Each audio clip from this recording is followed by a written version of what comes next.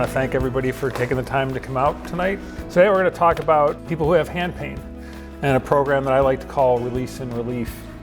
A lot of the talk is going to be centered around carpal tunnel, which is probably one of the most common types of hand pain. With ultrasound guided, what we're doing is getting the best of everything in that we are able to see everything without having to make a big incision. This is me taking the ultrasound.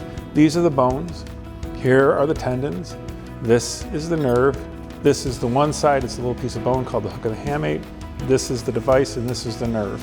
I'm going to thank you now and say, if you want, you can get up and we've got folks that are going to fly in there and they're going to measure nerves and talk to you about stuff.